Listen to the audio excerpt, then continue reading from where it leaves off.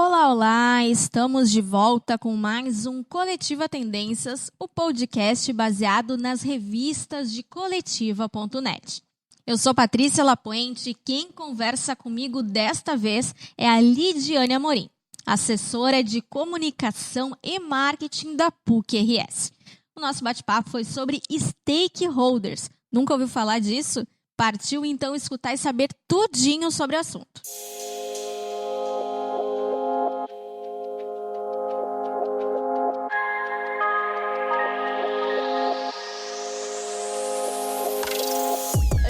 Da gente entrar no nosso assunto, Lidiane, eu vou pedir para te apresentar um pouco, contar da tua trajetória profissional. Então tá bem, eu sou a Lidiane, né? Hoje estou liderando a equipe de comunicação e marketing da PUC. Trabalho já com comunicação e marketing na educação há 12 anos. A minha formação é em jornalismo, mas eu acabei, enfim, trilhando um caminho, né, corporativo e passando pelo marketing, por comunicação interna, comunicação corporativa, e é onde eu tenho me dedicado nos últimos anos. Fiz mestrado e doutorado em comunicação, o que conseguiu me dar uma base, um aprofundamento conceitual sobre a nossa área. E hoje em dia consegui aplicar tudo isso no mercado de trabalho. Tem sido bem gratificante. O que mais que eu fiz? É curioso voltar a falar num ambiente que lembra a rádio, porque minha trajetória profissional começou no rádio, né? Eu trabalhava na filial da Rádio Gaúcha em Santa Maria, me formei em Santa Maria, na Federal. Então, muito gostoso viver esse clima de novo, assim, né? Desse universo hoje digital, mas que traz muito, né? Da base do rádio, enfim. Que mais que eu posso te contar? Tenho me especializado nessa área de comunicação, marketing e relacionamento com públicos diversos. Acho que por isso também posso contribuir nessa pauta sobre stakeholders, embora a própria expressão stakeholders hoje seja também bastante questionada, mas acho que é sobre falar de pessoas e pessoas conectadas a negócios, né? Acho que é sobre isso que a gente vai conversar. Isso. Bom, então vamos ao nosso assunto stakeholders. Estamos falando aqui, então, de stakeholders, mas para quem caiu de paraquedas neste programa sobre comunicação e marketing, como é que a gente pode explicar o que são eles?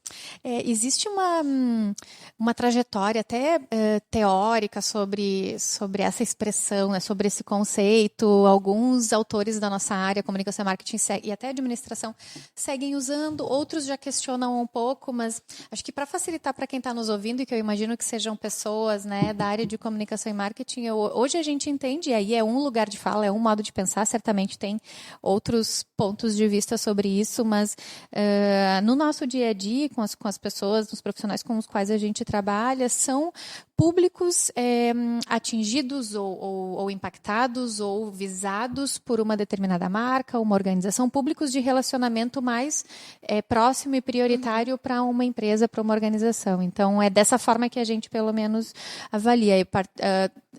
Dependendo do lugar ou da corrente teórica, as nomenclaturas mudam, né? Nem sempre se usa a expressão stakeholders, algumas organizações usam públicos preferenciais, públicos prioritários, públicos de relacionamento, enfim. Mas acho que para a gente seguir uma conversa partindo de um acordo, digamos, conceitual, o meu ponto de vista é falar sobre públicos de relacionamento de uma organização, aqueles que são ou relacionamento direto, prioritário, de primeiro grau. Tem autores que, inclusive, segmentam por graus, né? Talvez o que a gente tem evoluído de uns anos para cá é parar de olhar para esses públicos numa perspectiva mais geográfica, interno e externo, por exemplo, né? Um tempo atrás, o stakeholder interno, stakeholder externo. Hoje a gente já, pelo menos, defende ultrapassar essa lógica de pensar, porque esse dentro e fora, num universo digital, ele não existe, né? Extrapola as relações que hoje as pessoas estabelecem com marcas, ela extrapola essa questão de dentro, fora, externo, interno. Então, dando uma síntese inicial, eu acho que a gente defende por aí. Tá certo. E por que é tão importante se ter um relacionamento adequado com esse público? É muito difícil pensar um negócio, uma marca, uma organização que não seja para pessoas, ou feito por pessoas, ou que dependa de pessoas, né?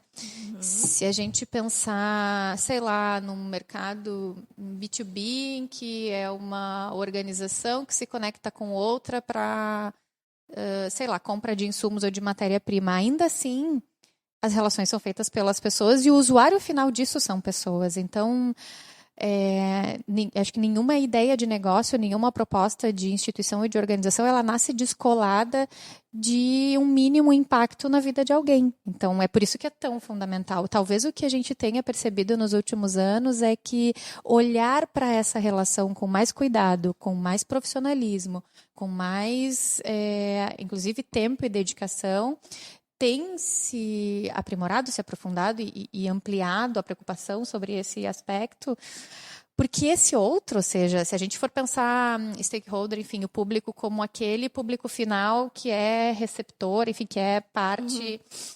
público-alvo do meu negócio ou da minha organização. Até um tempo atrás, talvez ele fosse um sujeito um pouco passivo nessa relação toda, ou seja, eu me relaciono com ele, mas eu não estou muito preocupada em saber o que ele pensa, como é que ele se comporta, o que ele pensa de mim.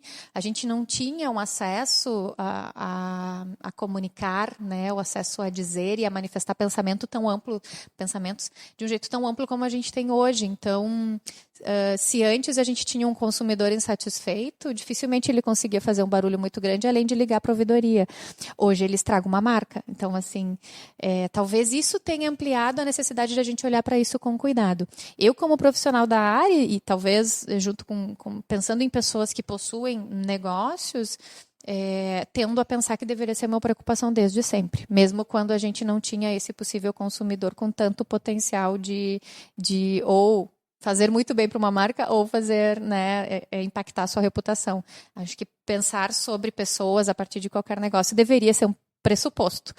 Mas sim, a gente está vivendo um momento em que isso está sendo mais visado, as pessoas estão notando mais a relevância disso, e especialmente, acredito eu, e enfim, por estudos que a gente faz, que é esse novo lugar da pessoa, do sujeito, do cidadão, do consumidor que a gente tem hoje. Para a gente sair um pouquinho da teoria, entrar mais na prática, para o pessoal entender realmente o que são os stakeholders, tu pode nos dizer da PUC, quais são os stakeholders da PUC? Sim, nossa, a gente tem um mapeamento bem amplo, assim, né? Acho que isso é um exercício muito legal. Aí, de novo, pegando o teu gancho falando de forma prática para quem atua em comunicação e marketing ou não, mas para quem tem um negócio ou uma organização. Não imagino começar a trabalhar sem ter clareza de quem são os meus públicos, quem são os meus stakeholders, para quem eu existo. Sim. E de quem eu dependo, né? Então, se a gente pensar em universidades, a gente tem aqueles públicos clássicos que são, né, óbvios, digamos assim. A gente tem os atuais alunos, a gente tem os alunos que já se diplomaram, que são também público e stakeholder, enfim, né, um público de relacionamento. A gente tem os profissionais que atuam naquela organização, que nem sempre numa ordem de prioridade para as organizações eles são colocados como públicos preferenciais e hoje em dia, né, é indiscutível o papel que um profissional da tua empresa, da tua marca tem, inclusive no impacto da relação com outros públicos importantes, como o cliente final. Né? Então, esse olhar para stakeholders de uma marca é olhar para todos esses públicos que têm a ver com a tua rotina, com a tua empresa, e depois trabalhar, enfim, olhar para eles com um certo grau, claro, de importância e de impacto. Então, assim, o meu cliente final, no caso, eu já estou falando amplo, mas vamos então trazer de novo para a realidade de uma universidade. O estudante, o funcionário, os parceiros, no nosso caso a gente tem, sei lá, universidades internacionais que têm pesquisadores em pesquisas em parceria conosco. Esses pesquisadores são públicos importantes. Mas tentando contribuir até para quem não é da educação, como é o meu caso, mas quando a gente olha para os públicos de uma marca, de uma empresa, tem outros que são fundamentais. Por exemplo, qual é a nossa relação com o poder público? Quais são os entes ou que tipo de relacionamento a gente mantém? Como é que a gente monitora o relacionamento, enfim, com os órgãos legais, com aquilo que rege a nossa atuação? Como é que é a imprensa? A imprensa pode ser um público que, dependendo da nossa estratégia, a gente tem que ter uma relação para além do planejamento ou das campanhas que a gente desenvolve. Comunidade do entorno, acho que é olhar para as pessoas que estão no entorno geográfico mesmo da minha organização é essencial hoje em dia. E aí, dependendo da natureza da marca ou da empresa, isso fica ainda mais É necessário e é ainda mais importante se a gente pensar em empresas que têm um impacto no seu entorno, né? E aí a gente poderia falar, sei lá, desde mineradoras, em que tu tem um impacto numa comunidade super expressivo, para pegar um case aí fresquinho, né, na memória de todo mundo. Mas toda marca tem um mínimo ou maior ou menor impacto no seu entorno. E aí olhar, dependendo do que tu for desenvolver, olhar para esse entorno é sempre fundamental. E aí a gente poderia ir escalando, enfim, né? Dependendo da natureza da empresa, ela vai se relacionar com outros perfis de públicos e é fundamental que ela tenha isso mapeado, claro, até para poder desenvolver as suas estratégias, né? Concordas que para uma marca ou empresa se destacar e engajar diferentes públicos é preciso repensar essas maneiras de se aproximar deles e estabelecer novos e bem pensados diálogos? Sem dúvida nenhuma. E achei muito legal tu colocar na tua pergunta a palavra diálogo, porque via de regra, às vezes a gente pensa em repensar as relações com públicos a partir de canais, né? Durante muito tempo a gente restringiu o relacionamento de uma marca com os seus públicos por meio de canais de comunicação, com a ilusão que eles dessem conta da relação que a gente precisa estabelecer. E penso e defendo que, sem dúvida, a palavra-chave hoje para essa relação é diálogo. E diálogo não é uma relação que se estabelece a priori, não é fácil, porque tu tem que ter... A gente, como... As marcas, de modo geral, elas foram acostumadas a emitir comunicação, ou, enfim, ações de comunicação e marketing de uma via bem... Eu falo, você me escuta, né? Eu te digo, eu promovo, eu faço as minhas peças, eu anuncio, você me escuta. A gente hoje está vivendo uma era fantástica em que a gente consegue dialogar com as pessoas. Uma marca consegue dialogar com seus consumidores, talvez de uma forma em que nunca antes isso foi possível.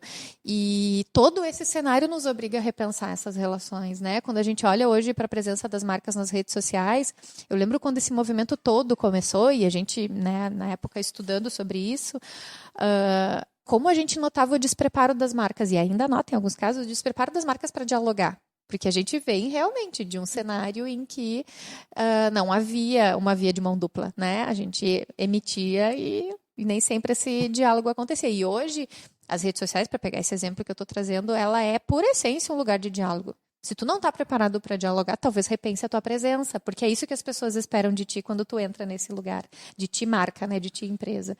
Então... concordo plenamente que é urgente que a gente repense como instituições o modo de relacionamento a partir do diálogo, sem dúvida.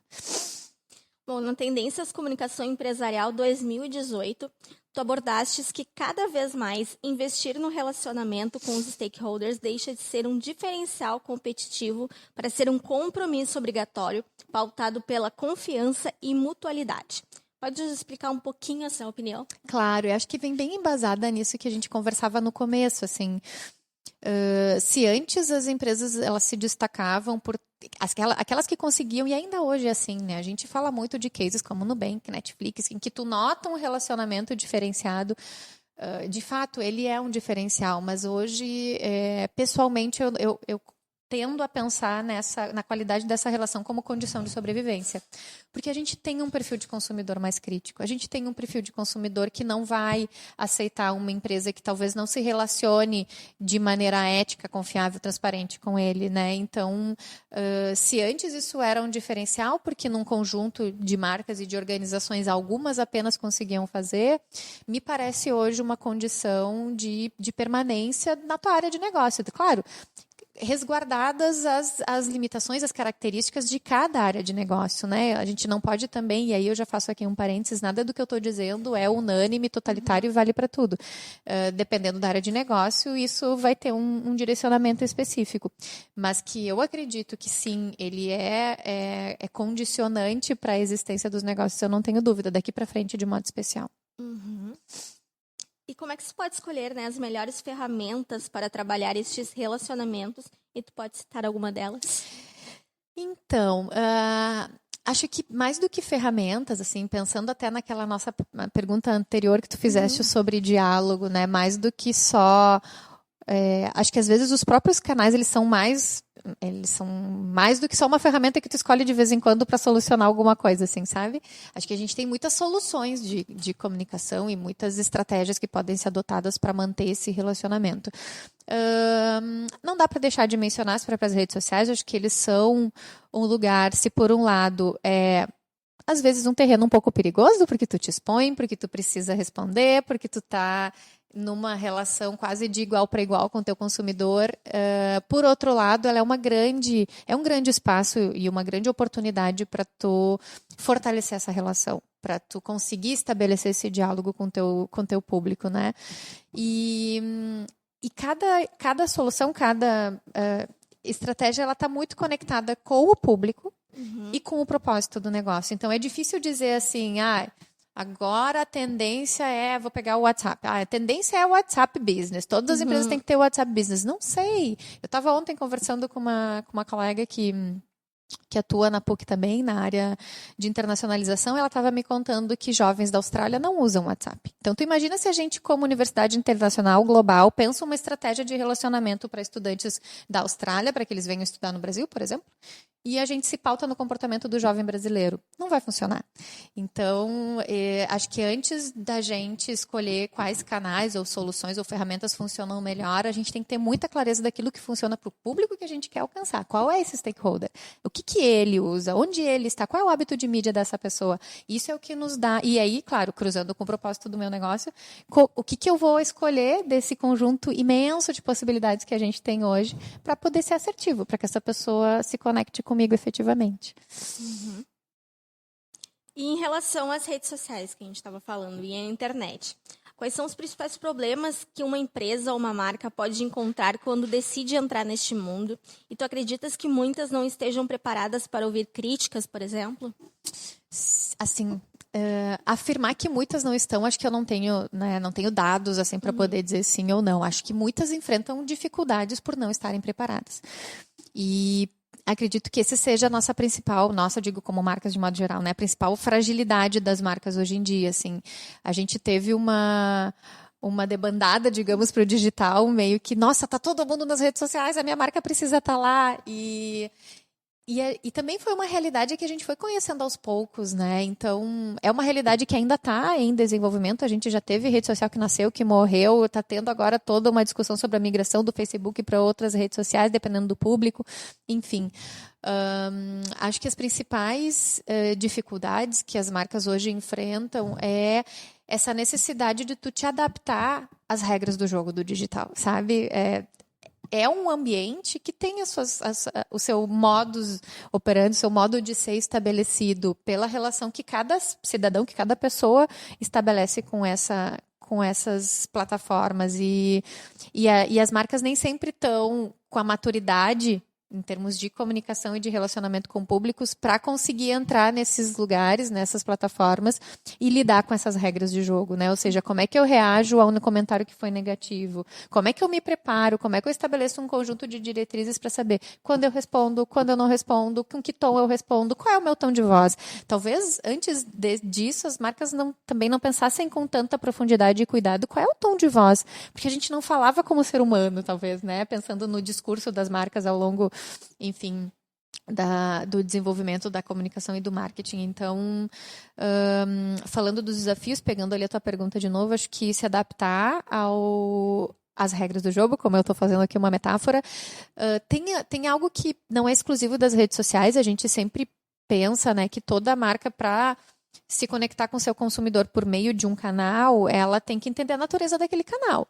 O digital, ele tem como característica a instantaneidade, ou seja, a pessoa, ela se manifesta e ela não pode demorar 7 dias para ter uma resposta, como seria numa ouvidoria, talvez, ou como um Fale Conosco tradicional lá via formulário de um site, né? O tempo da relação mudou também.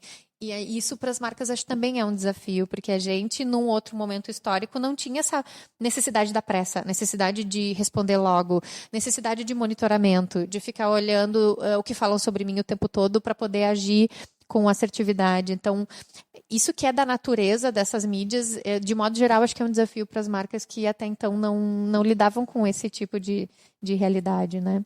Não sei se respondi bem. Respondeu. E qual a importância de criar um planejamento diante deste relacionamento? fundamental. Porque sem planejamento a gente não pensa em público, né? Assim, acho que o exercício de planejar, ele te coloca nessa obrigatoriedade, entre aspas, de, bom, com quem eu vou conversar, entre aspas também, né? Com quem eu vou me conectar, para quem eu vou vender, para quem eu vou comunicar, enfim, dependendo do verbo que a gente quiser usar. Se eu quero ter efetividade, eu preciso minimamente estabelecer um planejamento que oriente as minhas escolhas e que permita que eu tome essas escolhas com um conjunto de dados para que eu seja mais assertivo, né? Isso que a gente falava antes, por exemplo, de conhecer o público que a gente quer alcançar. Isso é premissa para a gente construir um bom planejamento. A ausência de planejamento faz a gente perder tempo, perder energia, perder dinheiro, porque se a gente não faz essas etapas clássicas ali, né, de qualquer ato de planejar, eventualmente a gente vai estar investindo em algo que, nossa, talvez não era isso, não era para essas pessoas, não era com essa frequência, não era com esse volume, enfim. Claro que olhando para o planejamento, para esse ato de planejar também, numa realidade que é muito viva, o digital, pegando, né, o exemplo que a gente vinha, é super mutante, então assim, não quer dizer que cada plano nosso vai ser uma cartilha de agora até o fim eu vou seguir esse caminho e não posso olhar para o lado. Não, hoje os planos, né, toda a teoria, enfim, de planejamento também é de olhar para isso como uma trajetória viva. Eu estou fazendo aqui, mas se entra alguma coisa, se acontece o inesperado, se uma nova mídia surge, se eu tenho que adequar meu público, eu vou adequando o planejamento. É um movimento super constante e vivo, mas é fundamental, assim, para quem quer ter assertividade, para quem quer ter êxito e para quem quer investir bem, porque também implica em como a gente investe, né, o que a gente tem de recurso financeiro para comunicação e marketing, é essencial. Uhum. E por que a empresa ou marca precisa compreender, antes de tudo, a si mesma e aos seus stakeholders antes de realizar qualquer tipo de ação? Eu acredito e defendo que entender sobre si mesmo, ou seja, saber ter clareza do meu propósito, da minha identidade, dos valores da cultura que rege os comportamentos da minha organização e as pessoas, os públicos com quem eu preciso me relacionar, eles são essenciais porque eles são o ponto de partida de todas as escolhas. Se a gente estava falando agora há pouco das soluções, dos canais, enfim, eu não consigo definir um canal sem ter clareza de para quem eu quero comunicar e de quem eu sou, qual é o meu tom de voz, ou seja, tem isso também, qual é a minha identidade, faz sentido eu estar naquele canal, tem a ver com a minha missão, é com essas pessoas que eu preciso dialogar e é dessa forma que eu preciso dialogar, então para mim a relevância desses dois aspectos é que eles são pré-requisito, é muito difícil eu tomar as decisões que eu vou precisar tomar, e aí falando exclusivamente de comunicação e marketing, mas também em outras decisões, enfim, de gestão, é quase que eu não consigo tomar essas decisões se eu não tenho esses dois pilares. Eu acho que são pilares, assim, se a gente imaginasse uma obra, é a fundação da obra, sabe? Aquilo que a gente não tem como erguer nada se a gente não tiver esses dois pilares muito claros. Uhum. E tu concordas que é preciso, além de considerar os anseios dos públicos, as necessidades e os desejos também da empresa, refletir, acima de tudo, sobre o cenário mercadológico? Sem dúvida também. Acho que se a gente fosse olhar para todos os pilares essenciais para qualquer tomada de decisão, essa dimensão do cenário, ela também é super relevante, porque não adianta pensar sobre si mesmo e pensar sobre o público e ignorar o momento que a gente está vivendo, o contexto, né? E aí, contextos diversos, social, econômico, político, cultural, enfim. Sobretudo no tempo hoje, né? O tempo que a gente vive, que é tão, eu diria, a flor da pele, que é tão delicado, porque qualquer decisão, qualquer palavra, qualquer movimento, né, de uma marca, ela pode ter leituras, interpretações e numa escala absurda, se a gente pensar hoje de como as coisas repercutem, né? Então, sem dúvida nenhuma, eu colocaria até como um terceiro pilar, assim, né? Saber sobre quem a gente é, ter clareza da identidade, missão, propósito, com quem a gente precisa se relacionar e nunca perder de vista o cenário que a gente está inserido, seja em nicho de negócio, que aí tu trouxe a questão mercadológica, né? Sim, como é que é o meu posicionamento nesse segmento, como é que a concorrência está se comportando, está se movimentando, como é que são, entre aspas, as regras do jogo também desse mercado, mas também escalar num nível um pouquinho acima de onde esse mercado está inserido como contexto, estado, cidade, país, cultura, enfim, né, como um contexto macro que também precisa ser olhado numa tomada de decisão. E que dicas tu podes dar para se manter um bom relacionamento com esses stakeholders? Vamos lá. Olha, eu acredito que, em primeiro lugar, a gente precisa conhecê-los. Tem muita...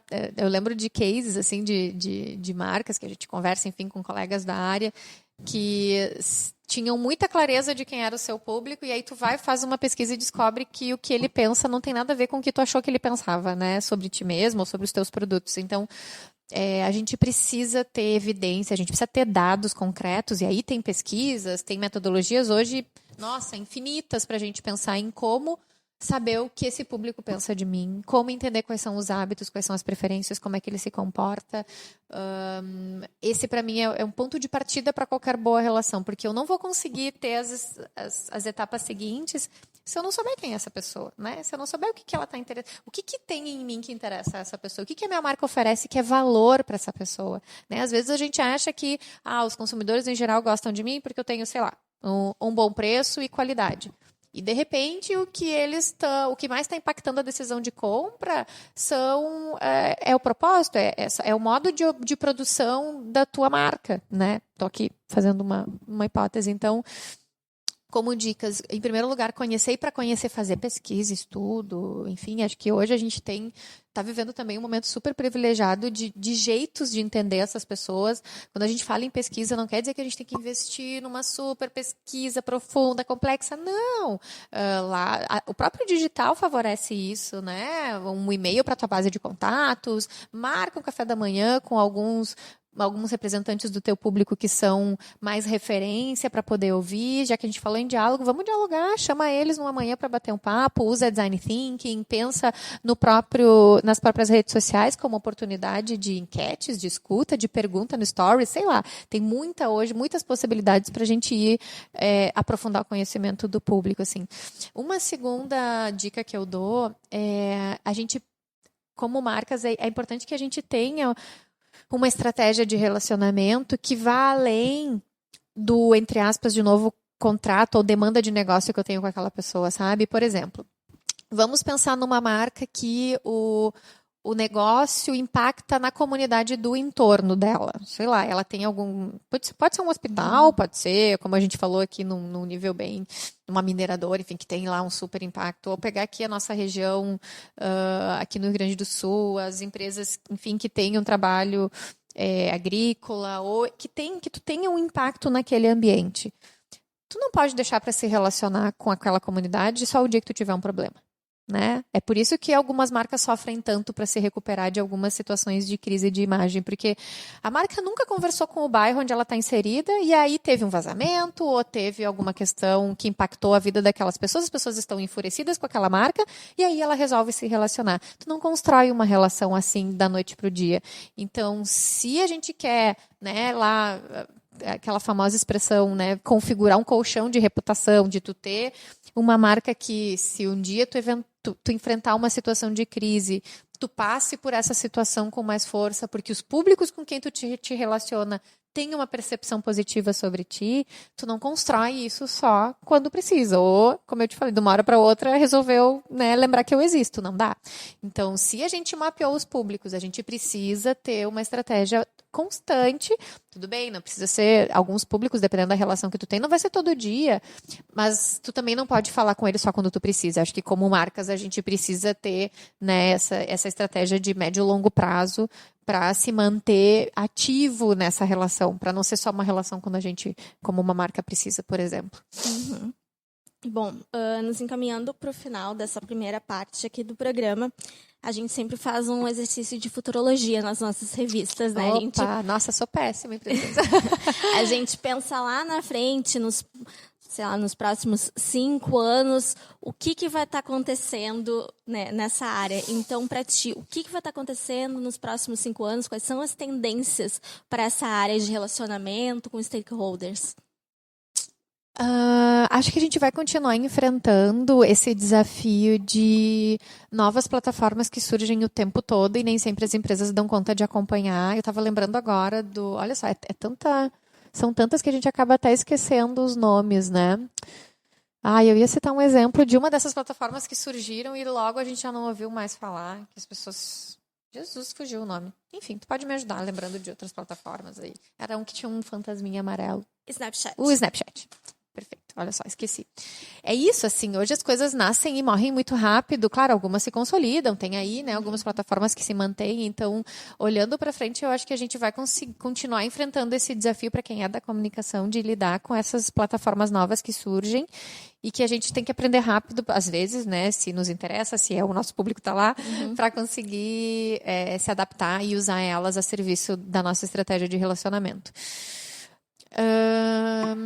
É difícil apontar, eu acho que assim, com certeza, assim, vai estar acontecendo tal coisa. Eu acredito que nos próximos 5 anos essa importância da gente manter uma relação em todas as etapas do negócio com os públicos, ela vai só crescer, assim, ela vai aumentar ainda mais de relevância, porque não adianta, o cenário que a gente vive, essa é a parte boa, né? Ele aproximou muito as pessoas das marcas. Como eu falei, a gente tinha um abismo, eu acho, e surgiu uma ponte aí de alta velocidade em que a gente, em instantes, pode e deve, né, tá cuidando dessa relação.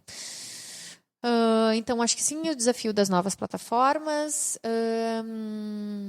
o desafio de pessoas e de cidadãos, de consumidores cada vez mais exigentes. Acho que novos hábitos vão impactar também. A gente tem notado e tem, né, enfim, estudos mostram, existe uma mudança de hábitos e de pensamento e de jeitos de olhar para o mundo, para as relações e para as pessoas, que também está acelerado, né? E as marcas também têm esse desafio de conseguir olhar para si mesmas e talvez se adaptar para conseguir conviver num cenário que está tendo uma mudança geral, enfim, de comportamento e de pensamento muito profunda, assim, e que deve, claro, se consolidar nos próximos anos. Então, eu não sei, vislumbro isso principalmente, assim, não... Como eu te disse, não sou muito bom em previsões, né? A gente, quando volta, enfim, se aprofunda em estudos, como é o caso, mestrado, doutorado, enfim, a gente sempre fica um pouco receoso de apontar coisas sem ter muita evidência, né? Não quero aqui fazer nenhum comentário que não tenha uma base que dê sustentação para isso. Mas acho que olhando para o cenário que a gente tem, eu deixaria esses 3 pontos como possíveis, né, para o futuro. Tá certo, Lidiane. Bom, toda essa conversa com mais informações, pesquisas, outros especialistas, além da Lidiane, vocês podem conferir nas páginas da Tendências Comunicação Empresarial 2018. Ela pode ser visitada em coletiva.net/revistas, ou quem preferir receber um exemplar impresso, pode nos enviar um e-mail para tendências@coletiva.com.br. Bom, então a gente fica por aqui. Eu agradeço imensamente a presença da Lidiane. Eu que muito agradeço obrigada. de novo o convite, Patrícia. Bom, este foi mais um episódio do Coletiva Tendências. Espero que tenham gostado do programa. Lembrando que a edição deste podcast é da Papier Conteúdo. Comentários, sugestões e críticas podem ser feitas por meio do nosso e-mail tendências@coletiva.com.br e também das nossas redes sociais. Estamos no Facebook, no LinkedIn e no Instagram pelo @Coletiva Tendências. Até uma próxima. Tchau, tchau.